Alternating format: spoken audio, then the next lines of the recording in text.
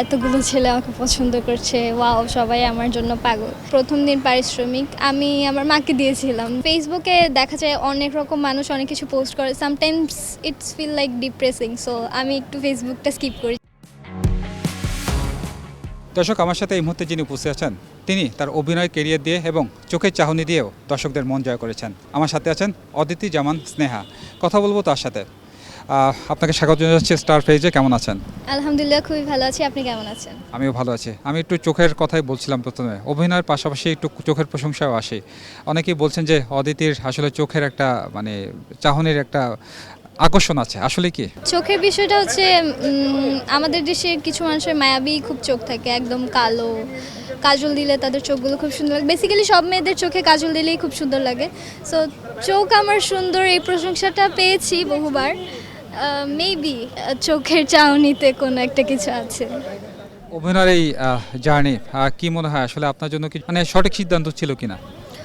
অভিনয়ে বেসিক্যালি খুব প্ল্যান করে আমার আসা না। ছোটোবেলায় নাচ গান আবৃত্তি এগুলো শিখতাম।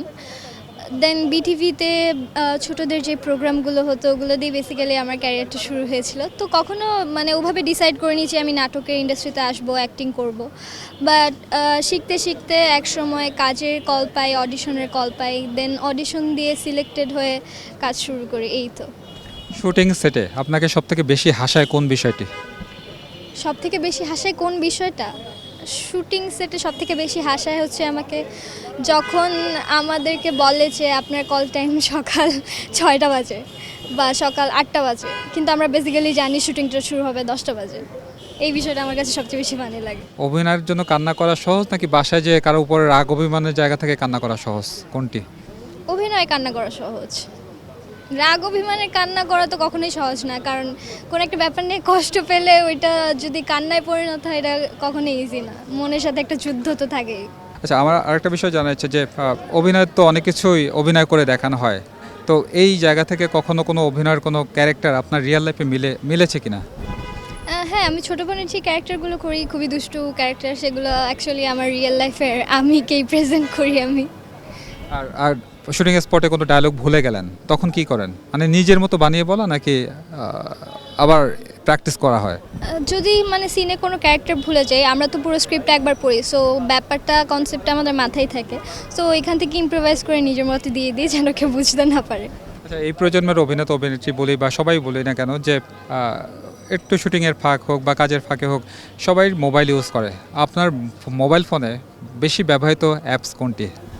আমার মোবাইল ফোনে রিসেন্টলি ব্যবহৃত অ্যাপস হচ্ছে ইনস্টাগ্রাম। এটা আসলে সবাই তো সোশ্যাল মিডিয়ায় ফেসবুক ব্যবহার করে, জিনিসটা কেন?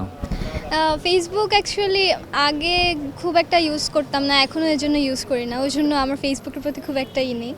আমার শুরু থেকে ইনস্টাগ্রাম অ্যাপসটা খুব ভালো লাগতো। আর ফেসবুকে দেখা যায় অনেক রকম মানুষ অনেক কিছু পোস্ট করে, sometimes it's feel like depressing, so আমি একটু ফেসবুকটা স্কিপ করি। জাস্ট কাজের মেসেজগুলো মেসেঞ্জারে চেক করি, দ্যাটস অল।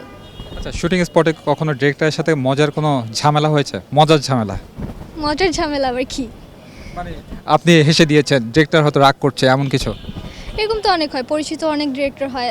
আমি বেসিক্যালি অনেক দুষ্টু টাইপের মানুষ একজন। সো পরিচিত যেসব ডিরেক্টরদের সাথে কাজ হয় আমি তাদের সেটে অনেক দুষ্টামি করি। এরকমও হয় সিনে অ্যাকশন দিছে, আমি হাসতেছি কোনো একটা ব্যাপার নিয়ে, তো পরে 1-2 মিনিট ব্রেক দিয়ে আবার আমরা শুটিং কন্টিনিউ করি। অনেকেই বলে যে টটিনির সাথে অনেকের বর্তমান প্রজন্মে অনেকেরই মিল পাচ্ছেন। আপনার নামটাও আমরা শুনেছি অনেকবার অনেক জায়গায় যে টটিনির চাহনি বা তার হাসির সাথে মিল আছে। আপনি কি এটা শুনেছেন? আমি শুনেছি, বাট আমার কাছে মনে হয় না যে তটিনী আপুর সাথে আমার মিল আছে। আর টটিনিকে আপনার নিজের পার্সোনালি কেমন লাগে? She is a very good actress, তার অ্যাক্টিং আমার খুবই ভালো লাগে অ্যান্ড আমার সাথে তার কয়েকটা কাজ হয়েছে। She is good. যেহেতু নাটকের কেরিয়ার অনেক বছর হয়েই গেল, আমি একটু জানাচ্ছি যে প্রথম দিনের সেই অভিজ্ঞতার কথা। প্রথম নাটক এবং নাটকের পারিশ্রমিক কেমন ছিল এবং পারিশ্রমিক দিয়ে কী করেছিলেন, কী কিনেছিলেন? আমার প্রথম নাটকের প্রথম দিনের অভিজ্ঞতা যদি শেয়ার করি, খুবই ভয়ঙ্কর ছিল। আমার প্রথম দিন সেটে যেতে খুব ভয় লাগছিল অ্যান্ড আমার প্রথম নাটকই খুব গুণী গুণী শিল্পীদের সাথে ছিল। মৌসুমী হামিদ আপু, তারপর হচ্ছে ফারুক ভাই বা ওনাদের সাথে ছিল। তো এত গুণী আর্টিস্টদের সামনে প্রথম দিন আমি যখন সেটে ঢুকি, আমি এক সাইডে যে জাস্ট বসেছিলাম অ্যান্ড বারবার আমার স্ক্রিপ্টের রিহার্সাল করছিলাম যেন তাদের সাথে সিনে যে আমার কোনো ভুল না হয়। আর তখন আমার পারিশ্রমিক ছিল খুবই অল্প, মেবি ইটস 3000 টাকা। তো ওই টাকা আমি যখন পাই প্রথম দিন পারিশ্রমিক, আমি আমার মাকে দিয়েছিলাম যে আম্মু এটা আমার ফার্স্ট অ্যাক্টিংয়ের পারিশ্রমিক, এটা তোমার কাছে রাখো। আচ্ছা, ক্যামেরার বাইরে আপনি কতটুকু ড্রামাটিক, মানে আমি একটু জানার চেষ্টা করব যে সেটের বাইরে, বাসা হোক, বন্ধু সার্কেল হোক, যে কোনো জায়গায়। আমি ড্রামাটিক বেসিক্যালি আমার ফ্রেন্ড সার্কেলে, এছাড়া আমি কোথাও ড্রামাটিক না। মানে আছে না ওরকম ড্রামা কুইনও না, বাট ফ্রেন্ড সার্কেলে একজন মাতিয়ে রাখার মতো বন্ধু আমি। আচ্ছা, প্রেমের সিকোয়েন্স তো অনেকেই, অর্থাৎ প্রেমের রোলিং তো অনেকেই দেয়। সেই জায়গা থেকে কখনো করতে গিয়ে কারো প্রেমে পড়েছেন, যে মনে মনে বলেছেন যে এই নায়কের আসলে প্রেমে পড়তে পারতাম, এমন কিছু হয়েছে? না, এরকম কখনো কিছু হয়নি, কারণ আমি প্রেমের সিকোয়েন্স খুব একটা করিও নি, তো এরকম কোনো এক্সপিরিয়েন্স নেই। রিয়েল লাইফে আসলে প্রেমের অফার পাওয়া, বা হচ্ছে যেহেতু আপনি একজন অভিনেত্রী, আপনার আউটলুক দিয়ে বা ইমপ্রেসের জায়গা থেকে কেউ ছুটে এসছে কিনা আপনার কাছে? এরকম মানে প্রেমের অফার তো বেসিক্যালি পাই, সো এখন আর ওরকমভাবে তোয়াক্কা করা হয় না। আগে এগুলো খুব ভালো লাগতো যে এতগুলো ছেলে আমাকে পছন্দ করছে, ওয়াও সবাই আমার জন্য পাগল। মানে এখন এগুলো খুবই সিম্পল, এখন আর কোনো মানে কি বলবো, উৎসাহে কাজ করে না। স্নেহা নামটার সাথে আসলে স্নেহ শব্দটি আছে। স্নেহা নামের একটু বিষয় জানতে চাইবো যে এই নামটি আসলে কিভাবে, মানে কে দিয়েছে, বা এটা নিয়ে আসলে কোনো স্টোরি আছে কিনা? স্নেহা নামটি আমি যতদূর জানি বেসিক্যালি আমার মায়ের খুব পছন্দের একটা নাম, আমার মাই রেখেছে আমার নামটা।